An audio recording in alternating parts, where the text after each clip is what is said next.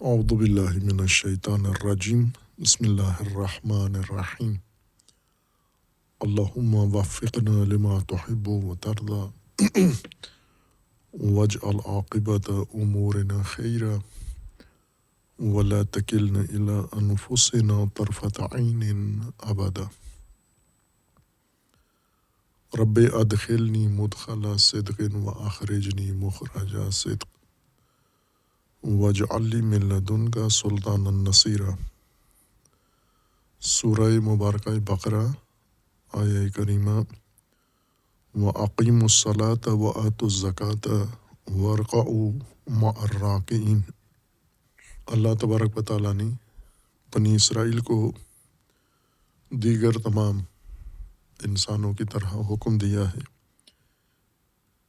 اقامت الصلاۃ کا، ایتاء الزکوٰۃ اور رکوع مع الراکعین کا۔ یہ مطالب اور اس جیسے اور متعدد مطالب مقام تفسیر و فہم میں ایک مشترکہ الجھن کا شکار ہوئے ہیں، اور وہ یہ کہ ان کے مصادیق معانی کی جگہ پر آ گئے ہیں اور ان مصادیق کو ہی معنی کے طور پر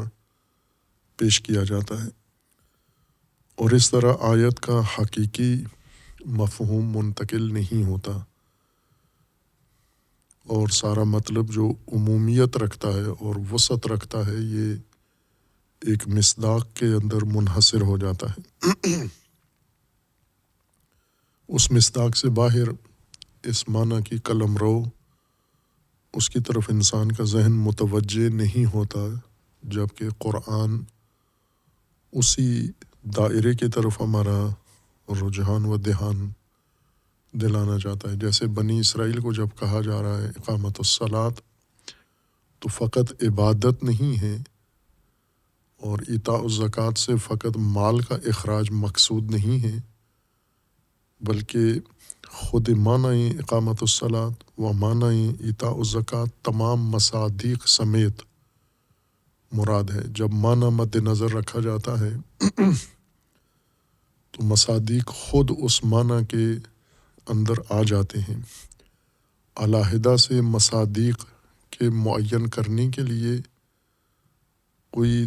اضافی بیان کی ضرورت نہیں ہوتی۔ جب بھی بصورت مطلق ذکر کر دیا جائے، اگر کسی مقام پر مصداق ہی مقصود ہو، جیسا کہ بہت ساری آیات میں قرآن کریم میں ایسے ہوا ہے کہ ایک معین مصداق ہی مقصود ہے، وہاں پر قرینہ موجود ہوتا ہے یہ بتانے کے لیے کہ یہ معنی اگرچہ وسعت رکھتا ہے، لیکن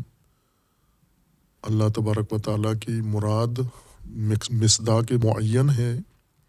عمومی معنی یا دیگر مصادیق یہاں مراد نہیں ہے۔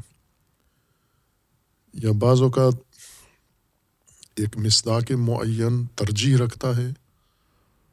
اور دیگر مصادیق بھی شامل ہوتے ہیں حکم کے اندر، لیکن ایک مصداق دیگر مصادیق پر ارجحیت رکھتا ہے، ترجیح رکھتا ہے۔ اب یہاں پر ایسا کوئی قرینہ نہیں ہے جس میں ہم مصادیق کو معین کریں، بلکہ جیسا قرآن کریم نے ذکر کیا ہے کہ یہ تین بنیادیں ہیں دین کی، اسلام کی، اور اللہ تبارک و تعالیٰ کی طرف سے مقررہ ہدایت کے نظام کی: ایمان، اقامت الصلاۃ و ایتاء الزکوٰۃ۔ اور ایتاء الزکوٰۃ کے اور بھی متعدد آیات ہیں، اب ساری یہاں ایک آیت کے ذیل میں ذکر کرنا مناسب نہیں ہے، کہ جن میں مراد ان آیات کے اندر صراحت کے ساتھ مال کا اخراج نہیں ہے زکوٰۃ سے، اور وہاں پر دیگر معنی مراد ہیں، جیسے تزکیہ ہے۔ انبیاء کرام علیہ السلام کی بعثت کا مقصد، یا رسول اللہ صلی اللہ علیہ وآلہ وسلم کی بعثت کا مقصد ہے کہ رسول اللہ آئے ہیں لوگوں کو ہدایت کرنے کے لیے، اللہ نے انہیں مبعوث فرمایا ہے، اور اللہ تبارک و تعالیٰ نے ساتھ انہیں وہ روشیں اور طریقے بھی بتائے ہیں جس طریقوں سے لوگوں کی ہدایت کرنی ہے، مقصود بعثت کو جس طرح سے انجام دینا ہے اور ابلاغ کرنا ہے۔ متعدد آیات ہیں جن میں ایک نمایاں آیت سورہ مبارکہ جمعہ ہے، جس کے شروع میں ہی اللہ تبارک و تعالیٰ کا فرمانا ہے آیا دوم میں، هو الذی بعث فی الامیین رسولا منہم یتلو علیہم آیاتہ ویزکیہم ویعلمہم الکتاب والحکمہ وان کانوا من قبل لفی ضلال مبین، کہ یہاں پر تلاوت آیات اور تزکیہ، تعلیم کتاب و حکمت لوگوں کو ضلالت مبین سے نکالنے کے لیے روش کے طور پر رسول اللہ نے اختیار کیے ہیں اللہ تبارک و تعالیٰ کے حکم سے، اور یہ تینوں امور ان کا نتیجہ نکلا ہے کہ لوگ ضلالت سے نکل آئے ہیں۔ تلاوت آیات کو بھی ہم نے جو معنی کیا ہے وہ قرآن خوانی، قرآن پڑھنے کے معنی میں، یعنی مطلقہ معنی کو جو لغوی معنی ہے اس سے بالکل موڑ کر منصرف کر کے ایک نئے معنی میں لفظ تلاوت کو ہم نے استعمال کیا ہے پڑھنے کے معنی میں، جبکہ قرآن میں بھی وہی معنی مقصود ہے جو لغت میں مد نظر تھا، اور وہ ہے پیروی، متصل ہو کر پیروی کرنا کسی چیز کی، کسی شے کے پیچھے جانا متصل ہو کر بغیر کسی وقفے کے اس کے ساتھ ساتھ ہونا، رہنا، چلنا، اس کو تلاوت کہتے ہیں۔ قرآن کی تلاوت ہو، آیات کی تلاوت ہو یا کسی فرد کی تلاوت ہو، لیکن یہاں ہم اس کا معنی پڑھنا کرتے ہیں کہ آیات کو پڑھا جائے۔ پڑھنے کے لیے خود قرآن نے وہ لفظ استعمال کیا ہے، لفظ قراءت پڑھنے ہی کے معنی میں ہے، یا جہاں پر رسول اللہ صلی اللہ علیہ وآلہ وسلم کو بتانا یا پڑھنا مقصود ہوتا تو لفظ قل کے ذریعے سے، قل آپ کہہ دیں ان کو، یہاں کہنا ہی مقصود تھا تو لفظ قل کے ذریعے سے کہا گیا ہے۔ تلاوت عملی طور پر کتاب خدا کے پیچھے چلنا، اس کی پیگیری کرنا، یعنی اسے اپنے مد نظر قرار دے کر، نصب العین قرار دے کر اور اس کے مطابق آگے ساری زندگی گزارنا، یہ تلاوت کتاب یا تلاوت قرآن ہے۔ یہ ایک کام کرتے تھے رسول اللہ، و دوسرا و یزکیہم۔ اب ہر جگہ پر زکوٰۃ کا معنی مال نکالنا کرتے ہیں، یہاں معنی تطہیر کر دیتے ہیں، یہاں بھی معنی اصل سے ہٹا کر پیش کرتے ہیں، تطہیر، تنزیہ، صفائی، یزکیہم یعنی ان کی تطہیر کرتے ہیں رسول اللہ، کہ عموماً تعلیم و تزکیہ جب دونوں اکٹھا لفظ استعمال ہوتا ہے تو تزکیہ سے مراد طہارت لی جاتی ہے، جبکہ لغت میں یہ معنی مراد نہیں ہے، نہ عربی استعمال میں تزکیہ طہارت کے معنی میں نہیں ہے۔ طہارت کے معنی میں خود لفظ طہارت ہے اور دیگر اس کے مترادفات ہیں جو کسی خصوصیت والی طہارت کو ذکر کرتے ہیں۔ یزکیہم یعنی ان کی پرورش کرتے ہیں، ان کی تربیت کرتے ہیں، ان کی پرورش کرتے ہیں، ان کو پالتے پوستے ہیں، ان کو نشو و نما دیتے ہیں، ان کو رشد و نمو دیتے ہیں۔ یزکیہم ویعلمہم الکتاب والحکمہ، اور تیسری چیز تعلیم ہے، کتاب و حکمت کی تعلیم دیتے ہیں۔ ان تین چیزوں سے ضلالت مبین سے لوگ باہر نکل آتے ہیں۔ وہ جو تزکیہ کا، زکوٰۃ کا معنی ہے، وہ یہی، اس آیہ میں بھی وہی مراد ہے، یزکیہم یعنی پرورش دینا، کسی کو پالنا پوسنا، رشد و نمو دینا، اس کو ارتقاء دینا، اس کے اپنی وجود کو ہی بڑھانا آگے۔ اسی طرح رکوع کے لیے بھی یہی امر تکرار ہوا ہے کہ رکوع نماز کا رکن مراد لیا گیا ہے کہ ورکعوا مع الراکعین سے مراد یہ ہے کہ نماز کے اندر جو لوگ رکوع کرتے ہیں آپ بھی ان کے ساتھ نماز میں شامل ہو کر رکوع کریے، اور مراد نماز جماعت ہے، اور اسی معنی کو سب نے مراد لیا ہے، ورکعوا مع الراکعین۔ اور اسی سے متاثر ہو کر بعضوں نے اس کا لغوی معنی بھی رکوع نماز ذکر کر دیا ہے، جبکہ رکوع نماز سے پہلے قرآن میں لفظ رکوع استعمال ہوا ہے، اس سے پہلے کہ نماز وضع ہو، واجب ہو، مقرر ہو۔ نماز کے جعل حکم سے پہلے،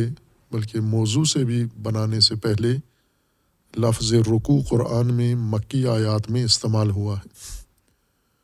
اور قرآن سے بھی پہلے عربی عبارات میں، عربی استعمالات میں لفظ رکوع لوگ استعمال کرتے تھے، اور قطعاً رکوع نماز میں استعمال نہیں کرتے تھے، بلکہ اپنی عرفی رائج معانی میں استعمال کرتے تھے، اور اسی معنی کو قرآن کریم نے مد نظر رکھ کر یہ لفظ ہدایت کے لیے استعمال کیا ہے، اور ایک خاص عمل کے لیے لفظ رکوع چنا ہے۔ جس طرح لفظ سجود ہے، اسی طرح لفظ رکوع بھی چنا ہے۔ سجدہ کے بارے میں پہلے بحث کی ہے، جہاں سجدہ ملائکہ تھا کہ ملائکہ کو سجدہ کا حکم ہے، تو یہ سجدہ صلاتی نہیں ہے، یا سجدہ نماز نہیں ہے، بلکہ سجدہ اپنے حقیقی معنی، لغوی معنی میں مراد ہے تسلیم ہونا۔ رکوع بھی لغت کے لحاظ سے اسی معنی میں ہے، خاضع ہونا، تسلیم ہونا، اور خضوع کی علامت کے طور پر، چونکہ جیسے خضوع ایک امر قلبی ہے، آمادگی کسی کام کے لیے انسان کی نرمی یا تیاری، اس کو جسمانی طور پر جب انسان ظاہر کرتا ہے عموماً تو خم ہو کر اپنے اعلان کرتا ہے اپنی آمادگی کا، یا اپنے خضوع کا، یا اپنے تسلیم ہونے کا خم ہو کر اعلان کرتا ہے۔ یہ خمیدگی، انحناء، یہ اس کا اصل معنی ہے، خواہ نماز میں ہو یا نماز سے باہر ہو، انسان اپنے کسی ذاتی کام کے لیے جھکا ہے، مثلا جیسے رکوع نماز ہے، اسی طرح کی حالت انسان نے اپنے کسی کام کے لیے اختیار کی ہے، تو اعراب اس کو بھی رکوع ہی کہتے ہیں، چونکہ انحناء رکوع والا ہے۔ اصل رکوع جھکنا، کسی آمادگی کے اعلان یا خضوع کے اظہار کے طور پر جھکنے کو رکعہ کہتے ہیں، نہ ہر جھکنا۔ مثلا جہاں ایک قبیلے کی شکل میں لوگ رہتے ہیں اور کوئی کام پیش آ جاتا ہے وہاں پر، اور اس کام کے لیے آمادگی دیکھی جاتی ہے، کس کے اندر ہے، کس کے اندر نہیں ہے۔ جس کے اندر آمادگی ہے وہ اٹھ کے باقاعدہ اظہار کرتا ہے، خمیدہ ہو کر اپنی جسمانی خضوع کے ساتھ قلبی خضوع کا اظہار کرتا ہے، اس کو رکعہ کہتے ہیں، رکوع کہتے ہیں۔ اور پھر یہ جو آمادگی کے اعلان کے لیے خمیدگی اختیار کی جاتی ہے، ہر خمیدگی کو بھی رکعہ کہنے لگے، اگرچہ اس میں قلبی خضوع نہ ہو،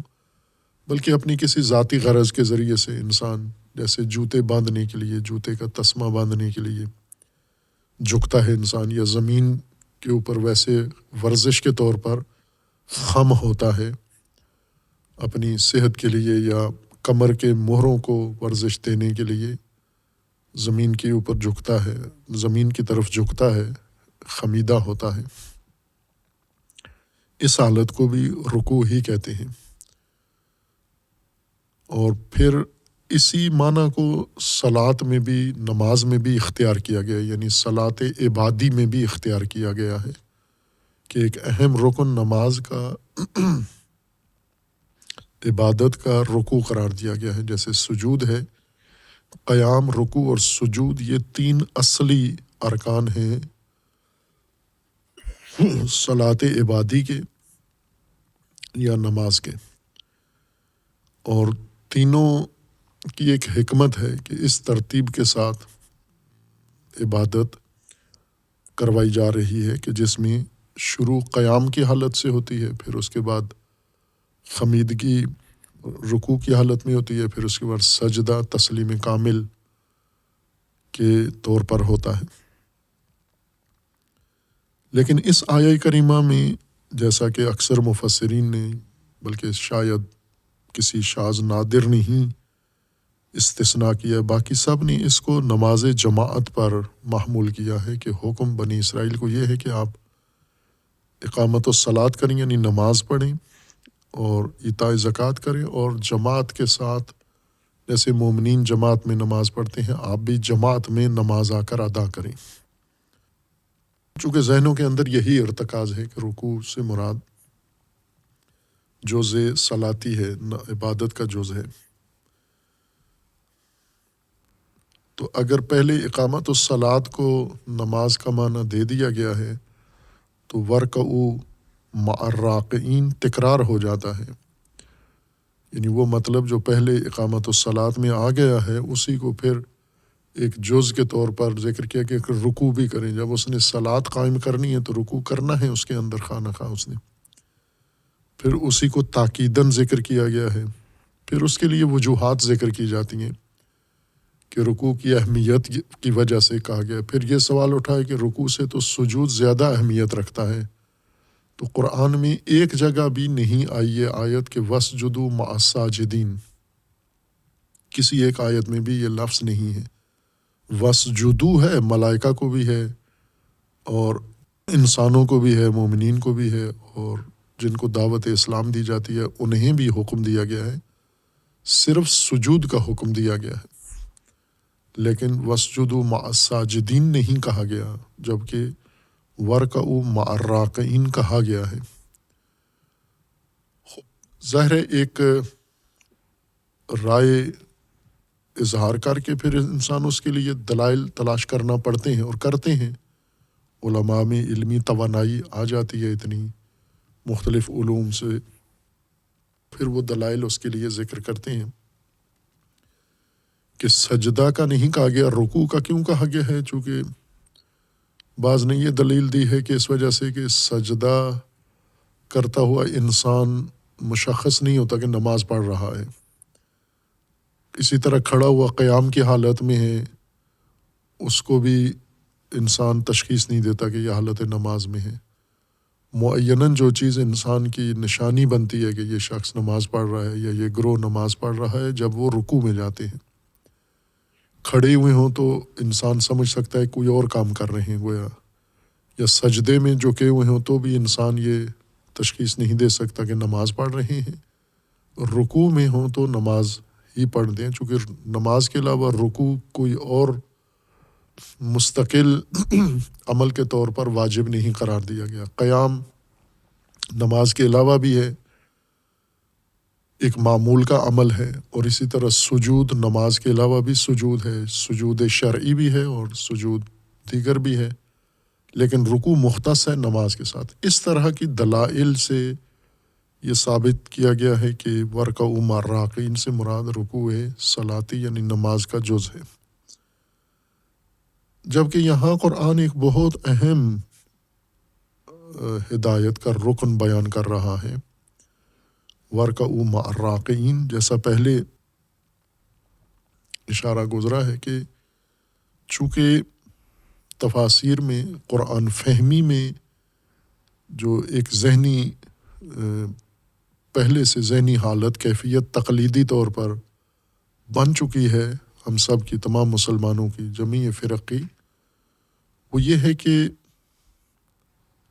قرآن کریم اخلاقیات اور عبادیات، دین کا یہ حصہ جو اخلاقیات کہلاتا ہے اور وہ حصہ جو عبادات کہلاتا ہے وہ قرآن بیان کر رہا ہے. باقی امور قرآن میں نہیں ہے.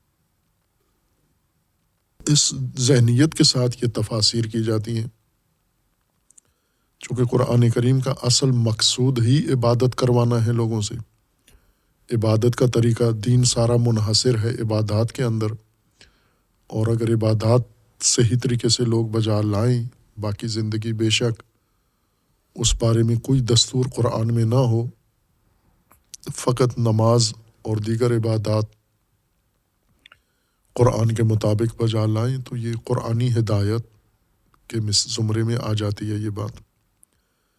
جیسا کہ ابھی ہے موجودہ صورتحال ایسا ہی ہے کہ دین اور قرآن کو مختص عبادات کے ساتھ رکھا جاتا ہے، لہٰذا دین کے جو عمومی احکامات ہیں، ہدایات ہیں، ان سب کو عبادات پر حمل کیا جاتا ہے، اور عبادات پر حمل کرنے کے لیے کوئی قانع کنندہ دلیل بھی نہیں ہوتی، یعنی نہ تو لغوی معنی اس طرف رہنمائی کرتا ہے، نہ کوئی دیگر قرآنی قرینہ دلیل ہوتی ہے، صرف ایک ارتکاز و ذہنیت ہے جو انسان کی بن جاتی ہے، یعنی قرآن سے پہلے، قرآن کی طرف رجوع کرنے سے پہلے انسان کی ایک ذہنیت بن جاتی ہے، لہٰذا قرآن سے وہ ذہنیت ہی انسان کو سمجھ میں آتی ہے کہ یہی مطالب قرآن بیان کر رہا ہے۔ جبکہ جیسا اقیم الصلاۃ میں اشارہ کیا تھا کہ ایک عمومی حکم ہے اقامت الصلاۃ کریں آپ، اور اسی طرح ایتاء الزکوٰۃ کہ آپ زکوٰۃ ایتاء کریں۔ ایتاء کا مطلب لانا ہوتا ہے، کسی چیز کو لانا، کسی چیز کو فراہم کرنا، یہ ایتاء ہے۔ تو ایتاء الزکوٰۃ لانا یا دینا جس کو کہتے ہیں، دینا بھی ہے لانا بھی، دونوں صورتوں میں اس کو معنی کر سکتے ہیں۔ اور زکوٰۃ کا مطلب رشد و نمو، تمام ایک مطلق رشد و نمو انسان کی، اور خصوصاً سماجی حیات کی رشد و نمو ہے، یا انسانی حیات کی رشد و نمو مراد ہے، جس میں مالی اور اقتصادی یا معیشتی رشد بھی شامل ہے اس کے اندر۔ جب مطلق کوئی بات ہو تو اس میں یہ مصادیق خود آ جاتے ہیں، عام معنی کرنے سے خاص کی نفی نہیں ہوتی، عام معنی کرنے سے خاص کی تاکید ہو جاتی ہے کہ یہ خاص اس عام کے اندر شامل ہے۔ یعنی یہ بہت اہم ہے کہ جیسے آج ہم اپنے ہی ملک کو دیکھیں تو ایک بہت بڑی مشکل میں یہ ملک پھنسا ہوا ہے، آج نہیں پھنسا ہوا، کئی دہائیوں سے پھنسا ہوا ہے، اور ان کے پاس کوئی راستہ نہیں ہے، دنیا کی مختلف معیشتوں کی تقلید کرتے ہیں، ان سے یہ پوچھتے ہیں، رہنمائی لیتے ہیں، مختلف ماہرین معیشت کے لے کر آتے ہیں، عالمی مالیاتی اداروں سے ماہرین لے کر آتے ہیں، پاکستان کی معیشت ان کے سپرد کرتے ہیں، کبھی ان کو وزیر اعظم بناتے ہیں، وہ پاکستانی بھی نہیں ہوتے، کسی وقت شاید اجداد ان کے پاکستانی تھے، لیکن انہوں نے پاکستانی شہریت ترک کر رکھی ہے اور دیگر ممالک کی شہریت اختیار کر رکھی ہے، لیکن چونکہ اقتصادی امور کے وہ ماہر سمجھے جاتے ہیں، اقتصادی امور کے ماہر ہیں، یا دیگر مالیاتی عالمی اداروں میں ان کی ایک نمایاں حیثیت ہوتی ہے، اس لیے انہیں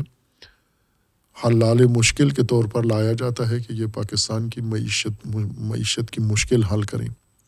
اور وہ آ کے ان کو رہنمائی کرتے ہیں، قرضے لیں، فلاں کریں، یہ بیچ دیں، وہ پرائیویٹ کر دیں، اور اس طرح اپنی ایک مقررہ مدت کے اندر ساری معیشت درہم برہم کر کے پھر ان کا حکومت کا دورانیہ ختم ہو جاتا ہے، ان کی جگہ پر ایک نیا ماہر آ جاتا ہے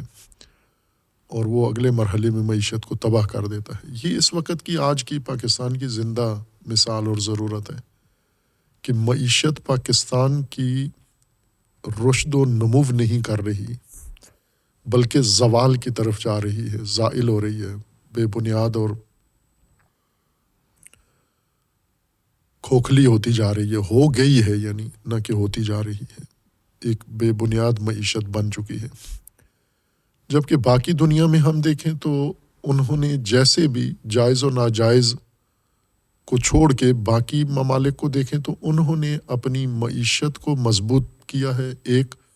اور دوسرا وہ معیشت نمو کرنے والی ہے، رشد اس کی باقاعدہ اقتصادی رشد یا معیشت کی رشد کے مختلف پیمانے ہیں۔ جیسے آئے روز یہ محاسبہ کیا جاتا ہے کہ پاکستان میں ہر آدمی کی سالانہ آمدن کتنی ہے، اس میں رشد ہو رہی ہے یا نہیں ہو رہی، جتنی ایک شخص کے سالانہ اخراجات ہیں اس کے اور اس کے خاندان کی، اس کی ضروریات، اتنی اس کی آمدن ہے یا نہیں، اور یہ آمدن سالانہ بنیاد پر بڑھ رہی ہے یا نہیں بڑھ رہی۔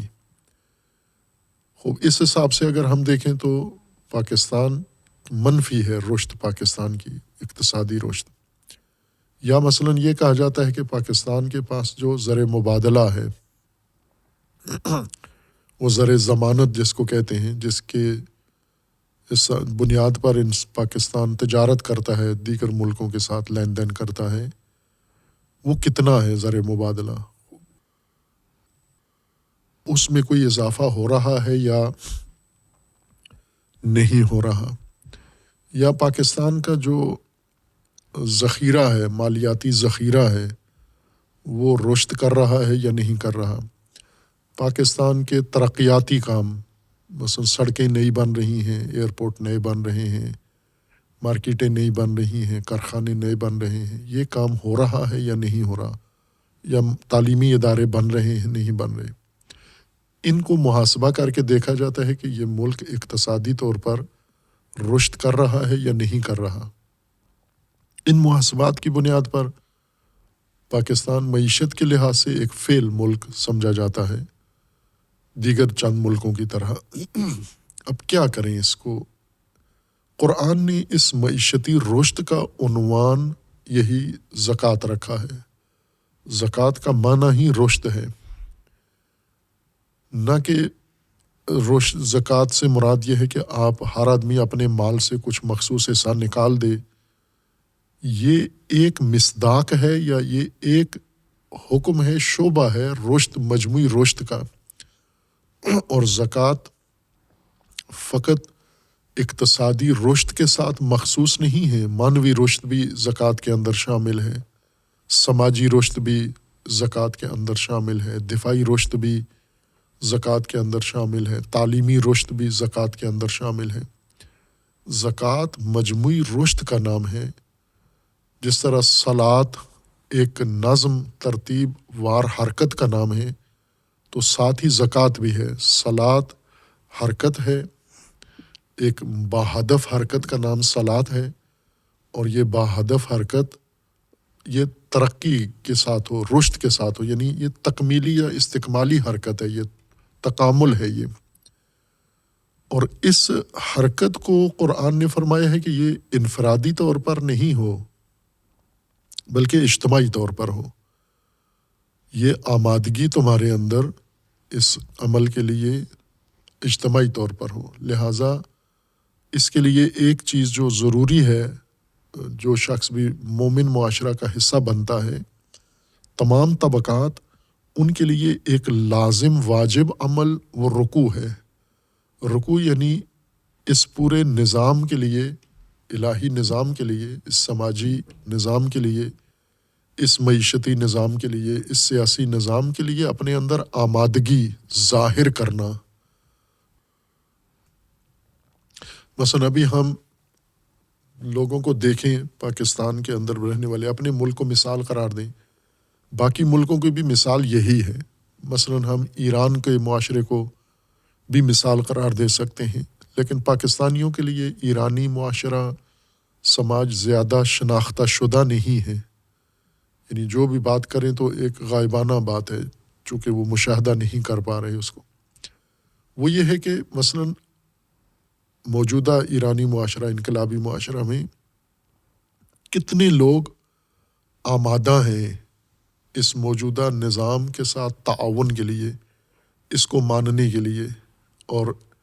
اس کی ذمہ داریاں سنبھالنے کے لیے، اس کا بوجھ اٹھانے کے لیے، اور اس کی پیش رفت کے لیے، اس کے عروج کے لیے، اس کے دفاع کے لیے کتنی آمادگی کتنے لوگوں میں ہے۔ یہ آمادگی رکوع، قرآن کی اصطلاح میں اس کو رکوع کہتے ہیں۔ یہ مثلا کتنے لوگ ہیں ناراضی ہیں اس صورتحال سے، کتنے لوگ مطمئن ہیں، راضی ہیں۔ راضی اور ناراضی ہونا رکوع نہیں ہے، آمادہ ہونا اس نظام کا جز بننے کے لیے، اس نظام کو آگے بڑھانے کے لیے، اس نظام کے تقاضے ذمہ داریاں پوری کرنے کے لیے اپنی آمادگی ظاہر کرنا، یہ رکوع ہے۔ مثلاً ہم انقلاب کے آغاز میں دیکھیں تو یہ آیا پوری مصداق تھی اس کی، وَارْكَعُوا مَعَ الرَّاكِعِينَ۔ راکعین کون ہیں؟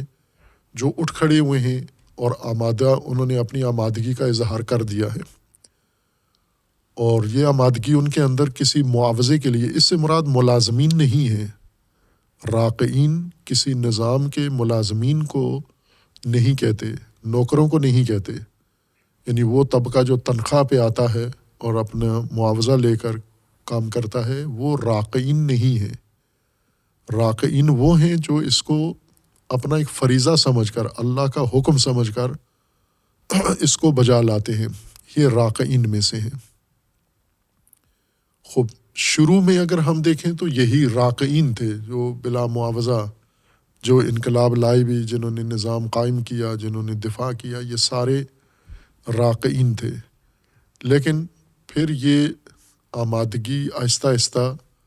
مختلف عوامل کے نتیجے میں کمزور ہوتی گئی، کم ہوتی گئی۔ تو آج اگر سروے کیا جائے کہ راکعین اس معاشرے میں، انقلابی معاشرے میں کتنے رہ گئے ہیں، اب کتنے آمادہ لوگ ہیں جو الہی اس نظام کو آگے بڑھانے کے لیے آمادہ ہیں، ایسے ضرورت مند مجبور لوگ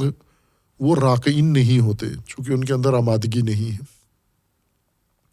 حصہ بن جاتے ہیں، اپنی دیہڑی لگاتے ہیں تاکہ ان کو اجرت ملے اور اپنا گھر چلا سکیں، راکعین میں یہ شامل نہیں ہوتے۔ راکعین وہ لوگ ہیں جو، یعنی جیسا پہلے معنی کیا تھا کہ اصل ہدایت کا نقطۂ آغاز، صفر سے جو ہدایت کا آغاز ہوتا ہے وہ عبدیت ہے، اور عبدیت بنیادی آمادگی کو کہتے ہیں اطاعت کی۔ اور جب یہ عبدیت آ جاتی ہے تو پھر پہلی علامت عبدیت کی یہ ہے کہ اس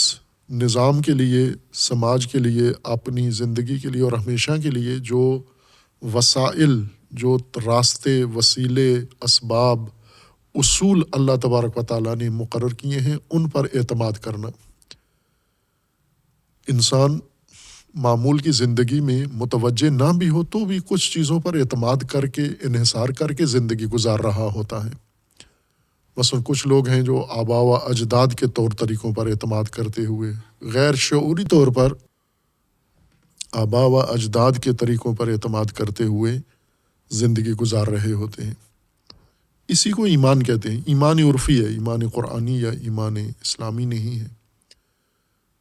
ہر آدمی کسی کے سہارے جی رہا ہے، کسی نظام کے سہارے، کسی وسیلے کے سہارے، کسی ضابطے کے سہارے، کسی قاعدے کے سہارے، کسی قانون کے سہارے، کسی چیز کو سہارا بنا کر آگے بڑھ رہا ہے۔ اور وہ جن چیزوں کو سہارا بناتا ہے وہ ایک چیزیں نہیں ہیں، متعدد چیزیں ہیں، وہ ساری ایمان کے زمرے میں آتی ہیں۔ بس ایمان ایک عملی انحصار کا نام ہے، ایک عملی اعتماد کا نام ہے۔ عملی طور پر انسان کسی چیز کو اپنے وسیلہ قرار دے جس پر زندگی گزارے۔ عبدیت کا نتیجہ یہ کہ انسان عبد بنا ہے، یعنی اطاعت فقط اللہ کی اطاعت کے لیے تیار ہوا ہے، فقط اللہ کی الوہیت، حاکمیت کے لیے۔ لا الہ الا اللہ، یہ اظہار عبدیت ہے۔ اب دوسرا قدم آ جاتا ہے ایمان۔ اگر یہ عبد ہو اور اللہ کا نظام لینا ہے تو پھر لے لو۔ یہ اللہ تبارک و تعالیٰ نے یہ متعلقات ایمان، اعتماد، یعنی زندگی کے اطمینان آور یا اعتماد کے قابل امور یہ ذکر کیے ہیں۔ جب ان چیزوں کو انسان اپنا لیتا ہے، ان امور میں، ان میں سے ایک کتاب ہے، اللہ کی کتاب ہے، اللہ کے رسول ہیں، اللہ کے بنائے ہوئے پیشوا ہیں، ان کے اوپر اعتماد کر کے انسان آگے بڑھتا ہے۔ پھر وہ انسان کو اللہ کی طرف سے نظام پیش کرتے ہیں۔ وہ نظام انسان نے اجتماعی سماجی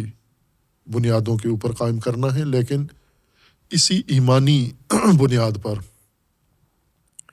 اور اس بنیاد پر جو آپ کو حکم دیا گیا ہے، اب آپ نے عملی نظام کا حصہ بن کر اس نظام کے اجرا کے لیے، اس نظام کے مضبوطی کے لیے، اس کے استحکام کے لیے، اور اس کی خصوصاً پیش رفت و رشد کے لیے، چونکہ زکوٰۃ ہے، ایتاء الزکوٰۃ ہے، آپ نے رشد بھی دینی ہے، جامع طور پر ایک مترقی معاشرہ آپ نے بنانا ہے، اس مترقی معاشرے میں آپ نے رکوع اپنے اندر ایجاد کرنا ہے، رکوع کی حالت، اور اس کی علامت یہ ہے کہ راکعین سے ملنا ہے جا کر۔ آپ کا علیحدہ تنہا رکوع کسی مشکل کو حل نہیں کرتا، یعنی آپ کی آمادگی، خضوع آپ کا مختلف امور کے لیے تنہا جو جماعت سے کٹا ہوا ہو، باقی سماج سے کٹا ہوا رکوع ہے، یہ کسی کام نہیں آتا۔ آپ کو راکعین کے ساتھ رکوع کرنا ہوگا، یعنی یہ آمادگی ان لوگوں کے ساتھ، اس جماعت کے ساتھ مل کر کرنی ہوگی جو پیش رو ہیں یا جو پہلے اس میدان میں آ چکے ہیں اور آمادگی کے ساتھ بڑھا رہے ہیں اس سلسلے کو آگے۔ آپ کو ان کے ساتھ مل کر یہ کام کرنا ہے۔ وَارْكَعُوا مَعَ الرَّاكِعِينَ، رکوع کرو راکعین کے ساتھ۔ اور متعدد آیات ہیں جن میں ظاہر وہاں سرے سے نماز مد نظر نہیں ہے۔ ایک تو مکی آیات ہیں جن کے اندر نماز کا تصور نہیں ہے کہ یہ حکم رکوع کا نماز کے لیے دیا جائے، چونکہ سرے سے نماز ہی نہیں تھی، لیکن رکوع تھا، نماز واجب نہیں ہوئی، رکوع واجب ہو گیا ہے۔ اور دوسرا، ایسے موارد میں ہے کہ جہاں نماز کا تصور نہیں ہے کہ یہ کام آپ نے راکعین کے ساتھ مل کر کرنا ہے۔ زکوٰۃ کے بارے میں جیسے اشارہ کیا کہ متعدد آیات ہیں کہ زکوٰۃ فعل الہی بھی ہے، یعنی زکوٰۃ اللہ کا بھی فعل ہے، متعدد آیات میں ہے۔ اور ان میں سے جیسے سورہ شمس کی کل بھی آیت ذکر کی تھی، قد افلح من زکاہا، کہ یہاں مال نکالنے کے معنی میں نہیں ہے، اور عموماً اس کا معنی تطہیر کر دیتے ہیں کہ جس نے تطہیر کی نفس کی وہ کامیاب ہو گیا ہے۔ نہ، جس نے پرورش کی نفس کی، جس نے رشد دیا نفس کو۔ یا سورہ توبہ آیا 103 میں ہے، رسول اللہ صلی اللہ علیہ وآلہ وسلم کو حکم ہے، خذ من اموالہم صدقۃ تطہرہم وتزکیہم بہا وصلی علیہم۔ رسول اللہ کو حکم ہے کہ آپ ان کے مال سے صدقہ لیں، لوگوں کے اموال سے صدقہ لیں۔ یہ مال کا اخراج یہ ہے، یہ مالی دستور ہے یہ، خود من اموالہم صدقۃ۔ پھر آگے ہے تزکیہم، یہ تزکیہم یعنی رسول اللہ زکوٰۃ دیں گے، زکوٰۃ لائیں گے یا پرورش دیں گے ان لوگوں کو، ان لوگوں کی پرورش رسول اللہ کر رہے ہیں، نہ کہ لوگ زکوٰۃ دیں گے رسول اللہ کو۔ رسول اللہ نے زکوٰۃ دینی ہے لوگوں کو۔ زکوٰۃ دینا یعنی پرورش دینا، تربیت دینا، رشد دینا، ترقی دینا، ارتقاء دینا۔ اسی طرح سورہ نساء میں ہے، الم تر الی الذین یزکون انفسہم بل اللہ یزکی من یشاء ولا یظلمون فتیلا۔ کچھ لوگ ایسے ہیں جو یزکون انفسہم، اپنے نفس کی پرورش دے رہے ہیں، لیکن وہ گمان میں مبتلا ہے، نہیں دے رہے ہیں، اپنے نفس کو ضائع کر کے سمجھ رہے ہیں کہ ہم رشد و نمو دے رہے ہیں۔ اللہ یزکی من یشاء، اللہ جسے چاہتا ہے یہ زکوٰۃ دیتا ہے، تزکیہ دیتا ہے۔ سورہ نور میں بھی ہے وَلَٰكِنَّ اللَّهَ يُزَكِّي مَن يَشَاءُ۔ خوب، اب ہم اگر قرآن میں غور کریں تفاسیر میں تو زکوٰۃ کا عجیب الجھن ہے اس معنی کی کہ کسی جگہ یہ اخراج مال معنی کیا جاتا ہے، کسی جگہ تطہیر، طہارت، کسی ایک مورد میں بھی اس کا اصل معنی جو رشد ہے، نمو ہے، اور اس کا پھلنا پھولنا یا بڑھانا ہے، نشو و نما ہے، وہ نہیں مراد لیا گیا، جبکہ یہ آیات صریح اس کے ساتھ ہیں۔ سورہ بقرہ میں ہی آیات ہیں،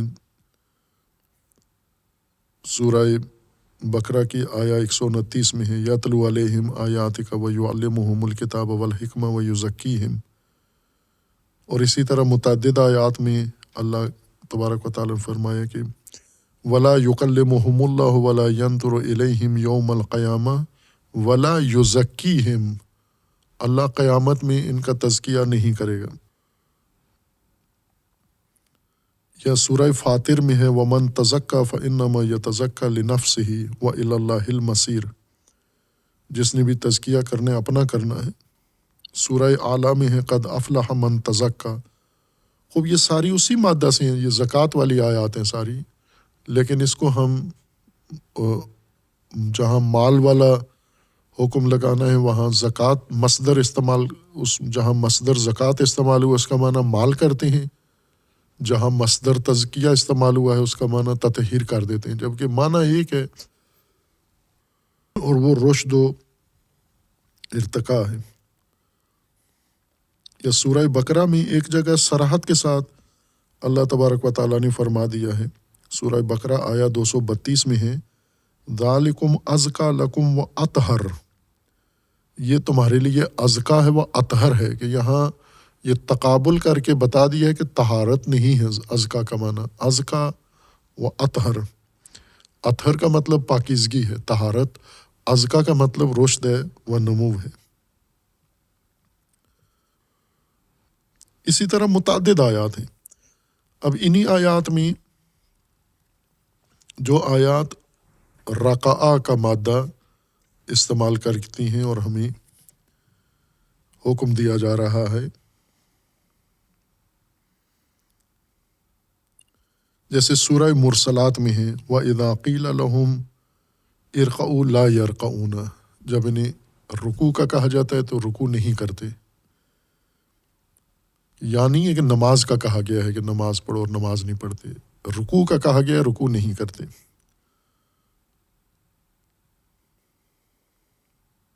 سورہ حج میں ہے یا ایھا الذین آمنوا ارقعوا واسجدوا واعبدوا ربکم، کہ یہاں پر سجدہ کا الگ حکم ہے، رکوع کا الگ حکم ہے، اور عبادت کا الگ حکم ہے، واعبدوا ربکم واسجدوا وارکعوا، یہ اہل ایمان کو حکم ہے۔ یا حضرت مریم سلام اللہ تعالیٰ علیہا کو سورہ آل عمران میں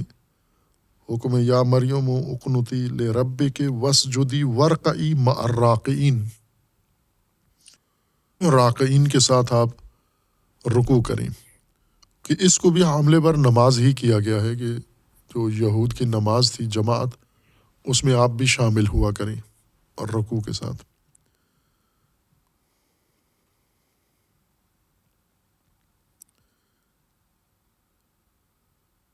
یا حضرت داؤد کے بارے میں ہے کہ وَظَنَّ داؤد إِنَّا فَتَنَّاهُ فَاسْتَغْفَرَ رَبَّهُ وَخَرَّ رَاكِعًا وَأَنَابَ، وہ رکوع میں خضوع میں گر گئے، نہ کہ نماز میں۔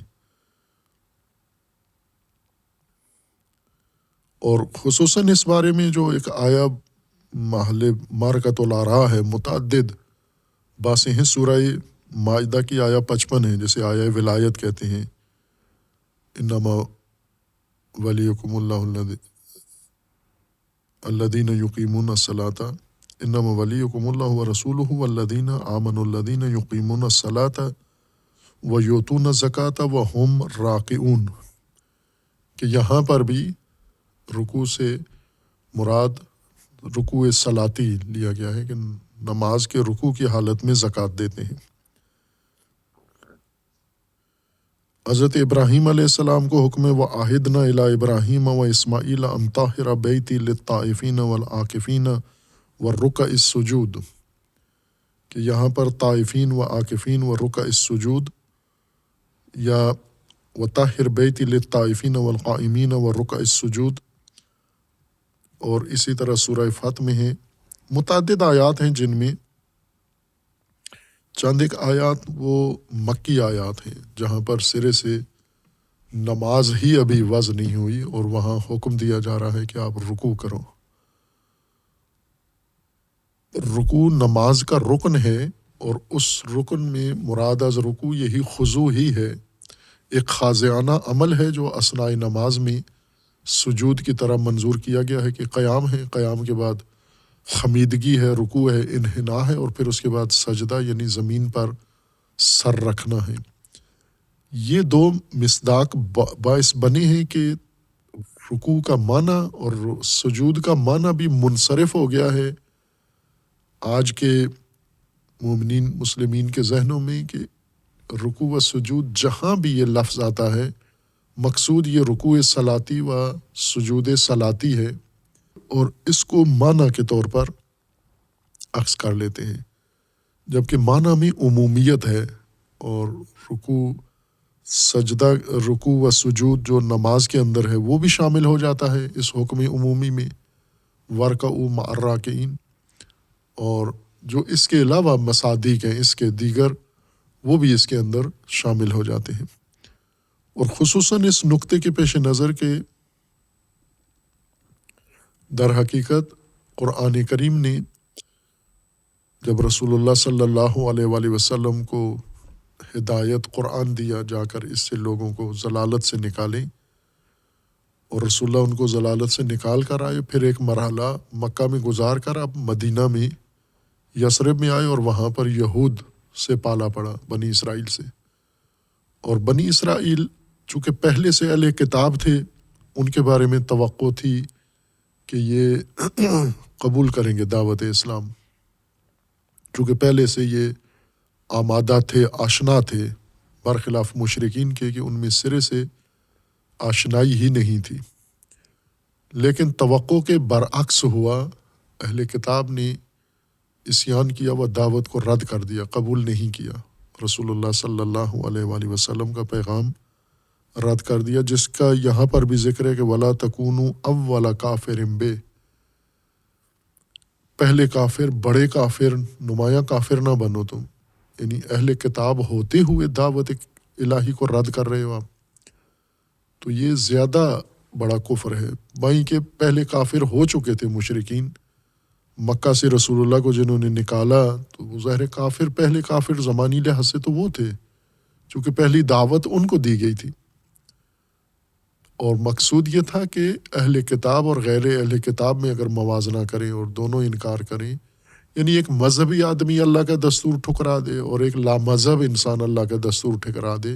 تو بڑا کافر کون ہوگا؟ یہ مذہبی انسان جو اظہار کرتا ہے کہ میں مذہبی ہوں، میرا دین سے تعلق ہے، یہ زیادہ بڑا کافر شمار ہوگا، بڑا منکر یہ شمار ہوگا۔ ان کو جب یہ دعوت پیش کی گئی تو انہیں حکم یہ دیا گیا کہ آپ اپنا تشخص جو پہلے سے اہل کتاب کے طور پر ہے اس کو ختم کریں۔ آپ جن کتابوں کے پہلے پابند تھے ان کتابوں پر ایمان رکھیں کہ وہ اللہ کی کتابیں ہیں، لیکن ان پر عمل نہیں کرنا آپ نے، اور سابقہ انبیاء جو گزرے ہیں وہ حق ہیں، ان پر آپ ایمان رکھیں کہ وہ اللہ کی طرف سے تھے، لیکن آج کی انسانیت یعنی زمانہ قرآن کے نزول کی انسانیت کے لیے وہ انبیاء حجت نہیں ہیں، چونکہ موجودہ نبی رسول اللہ صلی اللہ علیہ وآلہ وسلم حجت ہیں، ان کی آپ نے اطاعت و پیروی کرنی ہے۔ اور یہ سلسلہ بنی اسرائیل کو خطاب کرنے سے پہلے شروع ہو کے قائم ہو چکا تھا، یعنی ایک جمعیت وجود میں آ چکی تھی، تسلیم ہو چکے تھے لوگ، دوسرے سلسلوں سے کٹ کے رسول اللہ کی دعوت پر ایک جمعیت نمایاں پیدا ہو چکی تھی، اور وہ راکعین تھے، وہ سارے تابع تھے، وہ سارے خاضع تھے۔ ان میں سے اگر ہم کہیں کہ یہ البتہ بعد میں ہوا کہ کچھ لوگ مشرکین میں سے جو مسلمان ہوئے راکع نہیں تھے، انہوں نے فقط تالیف قلوب کے لیے انہیں ساتھ شامل کیا گیا، مؤلفۃ القلوب تھے، یا رسول اللہ صلی اللہ علیہ وآلہ وسلم کے فرمان کے مطابق طلقاء تھے، یعنی مجرمین تھے، ان مجرمین کو سزائیں معاف کر دی گئیں، جرم ان کا باقی ہے، مجرم اسی طرح ہیں لیکن سزائیں ان کی معاف کر دی ہیں۔ اور سزا کی معافی ترجیحات میں سے ہے، دین کے احکام میں، حدود میں ترجیح پر ہے کہ اگر ایک 100% مجرم بھی ہو تو اس کو آپ قانوناً سزا دے سکتے ہیں، لیکن اس کو بھی معاف کرنا ترجیح میں ہے۔ معافی ہر صورت میں ترجیحات میں سے رکھی گئی ہے۔ البتہ یہ حاکم اسلامی تشخیص دے گا کہ عمومی مصلحت کے مطابق ہے یہ معافی دینا یا نہیں ہے۔ اگر وہ تشخیص دے کہ نہیں ہے تو پھر معافی نہیں دے گا، جیسا کہ رسول اللہ صلی اللہ علیہ وآلہ وسلم نے تشخیص دیا کہ اس وقت کے مجرمین کو، بنو امیہ کو سزا نہ دی جائے، معاف کر دیا جائے۔ یہ راقعین میں سے نہیں تھے، انہوں نے ثابت کر دیا آخر تک ان کی نسلوں نے بھی کہ یہ راقعین میں سے نہیں تھے، یہ تابع نہیں تھے مصلحت کے تحت، مفاد کے تحت، اور جان بچانے کے لیے، حفظ دماء کے لیے، حقن دماء کے لیے یہ بظاہر انہوں نے اظہار اسلام کیا یا علی علیہ السلام کے فرمان کے مطابق استسلام کیا، یعنی تظاہر کیا اسلام قبول کرنے کا، جبکہ راقع نہیں تھے یہ۔ لیکن باقی جمعیت راقع تھی، جس طرح باقی رسول اللہ کے ساتھ مہاجر و انصار رسول اللہ کی اتباع میں آ گئے تھے، اسی طرح یہود کو بھی حکم ہے کہ آپ ان کی طرح آؤ، جیسے یہ آئے ہیں ان کی طرح آپ بھی شامل ہو جائیں ان کے ساتھ۔ اور یہ دستور اس طرح کا پہلے بھی سابقہ آیات کے اندر بھی گزرا ہے۔ قرآن کریم نے سابقہ آیات میں بھی ان لوگوں کو اس طرف متوجہ کیا ہے۔ جب یہ لوگ کہتے تھے کہ ہم منافقین کے بارے میں ہیں کہ جب انہیں کہا جاتا تھا کہ آپ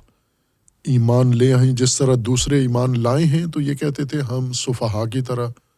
ایمان لائیں، ہم ان کی طرح نہیں لا سکتے۔ یہ وہی بات ہے جو یہاں وَارْكَعُوا مَعَ الرَّاكِعِينَ ہے، وہی امر ہے جو وہاں اس طرح سے بیان ہوا ہے۔ وَإِذَا قِيلَ آیا 12 میں سورہ مبارکہ بقرہ میں ہے، وَإِذَا قِيلَ لَهُمْ آمِنُوا كَمَا آمَنَ النَّاسُ، ایمان لاؤ جیسے دیگر لوگ ایمان لائے ہیں، اسی طرح ایمان لاؤ۔ وہ کیسے ایمان لائے ہیں؟ انہوں نے تمام اپنا سابقہ سلسلہ، اپنا تشخص ختم کیا ہے، اور جو کچھ اللہ تبارک و تعالیٰ نے و رسول اللہ نے بیان کیا ہے اس پر انہوں نے اعتماد کر لیا ہے اور سب کچھ چھوڑ دیا ہے۔ اسی طرح آپ بھی کرو، اور جس طرح وہ لوگ ظاہر و باطن ایک ہیں، جو کہتے ہیں وہی کرتے ہیں، آپ بھی اسی طرح سے کرو۔ کما آمن الناس قالوا انؤمن کما آمن السفہاء، وہ یہ کہتے تھے ہم ان کی طرح نہیں ہو سکتے، ہمیں ذرا استثناء الگ سے اپنے ساتھ رکھیں کہ ہماری حیثیت ممتاز ہو۔ اور یہ بعد کی آیات بھی ہیں جس میں یہ رسول اللہ سے امتیازی سلوک مانگتے تھے کہ ہمیں دوسروں کے برابر نہیں بٹھائیں، دوسروں کے ساتھ نہ رکھیں، منافقین۔ یہاں پر اہل کتاب کے بارے میں بھی یہی ہے، وَارْكَعُوا مَعَ الرَّاكِعِينَ، مراد وہی ہے، یعنی آمنوا کما آمن الناس، جیسے آپ سے پہلے لوگ تسلیم ہو چکے ہیں، رکوع ہے کیا ہے، رکوع یعنی خاضع تسلیم اللہ کے اس نظام کے بارے میں، اللہ تبارک و تعالیٰ کی ہدایت و دستور و کتاب کے بارے میں، اسی طرح آپ بھی انہی کے ساتھ ہو جاؤ، ان کی معیت میں آ جاؤ، ان کے ساتھ شامل ہو جاؤ آپ۔ اور یہ راقعین دلیل ہے کہ ایک سماجی حرکت اور ایک سماجی خضوع کی طرف اشارہ ہے، یعنی یوں نہیں ہے کہ الگ الگ منفرد رکوع، ورنہ مع الراکعین نہ کیا کہا جاتا، وَارْكَعُوا، مثلا اقیموا الصلاۃ وآتوا الزکاۃ وَارْكَعُوا، رکوع کرو، رکوع کرو مع الراکعین۔ مع الراکعین سے مراد یعنی ایک سماج تابع خاضع ہو جو اس حرکت میں خضوع کے ساتھ تسلیم ہو اور ذمہ داریاں ساری لے۔ یہ معنی میں، لغوی معنی میں شامل نہیں ہے، لیکن قرآن کے استعمالات سے ہم یہ اخذ کر سکتے ہیں کہ رکوع اس جھکنے کو کہتے ہیں جو کسی ذمہ داری، ماموریت، فریضہ کے موقع پر انسان ظاہر کرتا ہے. یعنی جب وقت آتا ہے کوئی اقدام کرنے کا، ذمہ داری دینے کا، یا کوئی چیز چھوڑانے کا، یا کوئی چیز ذمہ ڈالنے کا، اس وقت انسان جو آمادگی ظاہر کرتا ہے اس کو رکوع کہتے ہیں. سجود تسلیم ہونا ہے اس پوری حقیقت کے سامنے، واقعیت کے سامنے تسلیم ہونا سجود ہے. رکوع آمادگی ہے اس امر کے لیے کہ میں جس نظام کا حصہ بن گیا ہوں، میں جس سلسلے میں آ گیا ہوں، جس رہبر کی اطاعت، جس نبی کے پیچھے آ گیا ہوں، ان کی طرف سے تمام فرامین، اوامر اللہ تبارک و تعالیٰ کے، ان کی اطاعت کے لیے وہ اوامر جو آ چکے ہیں، سجود جو اوامر نہیں آئے ان کے لیے بھی تسلیم ہونا ہے. چونکہ ایک حقیقت کو آپ نے تسلیم کر لیا، اس کے سامنے آپ ختم ہو گئے، اپنا وجود ختم کر دیا آپ نے، اور محض اس کے ساتھ سامنے جھک گئے آپ. یہ سجود ہے. اور رکوع ذمہ داری کے وقت، میدانی عمل کے وقت، کسی حرکت کے وقت، کسی اہم ماموریت کے لیے آمادگی کو رکوع کہتے ہیں. یہ لغت میں نہیں ہے ماخوذ اس معنی کو، لیکن ہم استعمالات قرآنی سے یہ اظہار کر سکتے، استظہار کر سکتے ہیں کہ رکوع اس طرح کی آمادگی کا نام ہے. جیسے مختلف اوقات میں مختلف اقدامات کی ضرورت ہوتی ہے، مختلف فیصلوں کی ضرورت ہوتی ہے، ان فیصلوں کے سامنے جھک جانے کو رکوع کہتے ہیں. مثلا رسول اللہ صلی اللہ علیہ وآلہ وسلم نے صلح کر لی تو اس کے لیے تسلیم ہو جانا، جھک جانا، آمادگی ظاہر کر دینا صلح کے لیے. رسول اللہ صلی اللہ علیہ وآلہ وسلم نے اعلان جہاد کیا، جنگ کا اعلان کیا، جنگ کے لیے تیار ہو جانا، قلبی طور پر تسلیم ہو جانا اور اظہار کرنا کہ میں جنگ کے لیے تیار ہوں، یہ رکوع ہے. رسول اللہ نے کسی ماموریت پہ، کسی راستے میں بھیجنا ہے، سفر پہ بھیجنا ہے، اس کے لیے اپنی آمادگی ظاہر کرنا. دو قسم کے لوگ ہوتے ہیں. کچھ لوگ ہوتے ہیں جو آمادہ نہیں ہوتے، قلبی طور پر آمادہ نہیں ہوتے، خاموش رہتے ہیں. جب اقدام کا وقت آتا ہے ساکت رہتے ہیں کہ نمایاں نہ ہو جائیں، اور بعد میں اس عمل میں شامل بھی نہیں ہوتے. کچھ لوگ ایسے ہوتے ہیں جو آمادہ ہوتے ہیں، بظاہر کہتے ہیں ہم آمادہ ہیں،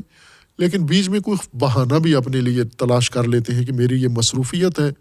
اس لیے میں اس مصروفیت کی وجہ سے اس کام میں شامل نہیں ہو سکتا. یہ عدم آمادگی ہی کا ایک طریقہ ہے ظاہر کرنے کا. جیسے قرآن نے مخلفین اور قائدین، جن کو قرآن نے ایک طبقہ ذکر کیا ہے، جو کسی اہم موقع پر پیچھے بیٹھ جاتے ہیں عورتوں کے پاس، خوالف، خانہ نشین، یعنی اپاج و مفلوج و معذور طبقے کے ساتھ اپنے آپ کو رکھتے ہیں. خوب یہ لوگ وہ ہیں جو آمادہ نہیں ہیں قلبی طور پر کسی کام کے لیے، سر جھکا ہوا ہے اس وجہ سے کہ آمادہ نہیں ہے. روایت میں بھی ہے کہ رسول اللہ صلی اللہ علیہ وآلہ وسلم نے جنگ خندق میں جب اپنی سپاہ کو اس مشرک کے مقابلے میں بلایا کہ آپ اس کا مقابلہ کریں، عمرو بن عبد ود کے لیے، تو یہ سپاہ سر جھکائی ہوئے تھی. یہ جھکانا یہ آمادگی کا نہیں تھا، یہ سر جھکانا ایک طرح سے عدم آمادگی تھی. چونکہ یہاں پر اٹھ کے کھڑے ہونا تھا، یہ کھڑے ہونا آمادگی تھی، یہ رکوع تھا.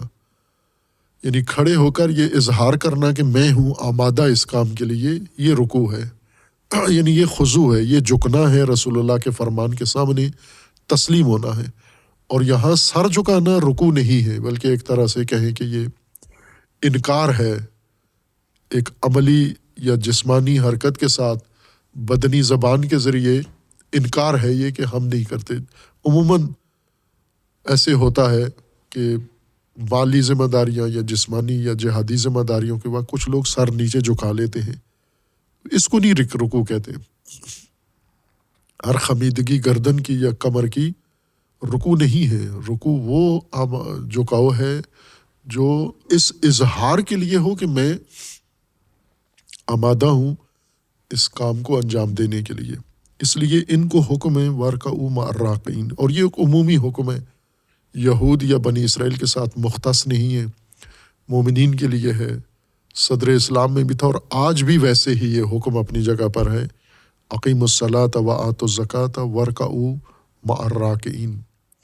راکعین کے ساتھ رکوع یہ ضروری ہے. اسی سے الہی نظام اور الہی ہدایت کا نظام قائم ہوتا ہے، اسی سے لوگوں کے لیے عدل فراہم ہوتا ہے، اسی سے رشد فراہم ہوتی ہے، اسی سے تمام مقاصد اسی سے ہوتے ہیں. رکوع مع الراکعین، خاضعین کے ساتھ، آمادہ لوگوں کے ساتھ. اظہار آمادگی یا آمادہ لوگوں کی صف میں کھڑے ہونا، دوسرے لفظوں میں آزاد ترجمہ اگر کریں وارکعوا مع الراکعین، یعنی یہ جو معذور ہیں، یہ بہانے لیتے ہیں، ٹال مٹول کرتے ہیں، ان سے نکل کر آمادہ لوگوں کے ساتھ کھڑے ہو جانا کہ میں اس صف کا حصہ ہوں، میں آمادہ لوگوں میں سے ہوں، جو بھی حکم ہو فرمان ہو ہم بجا لانے کے لیے تیار ہیں. مقصود یہ تھا قرآن کریم کا. لیکن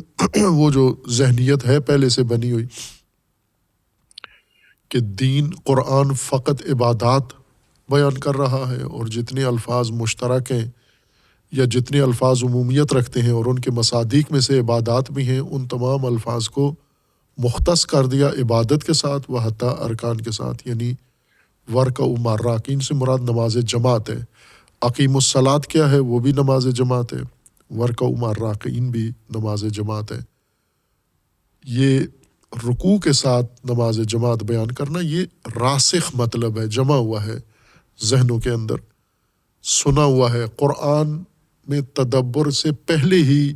یہ معنی ذہن میں بیٹھا ہوا تھا کہ رکوع تو فقط نماز میں ہے اور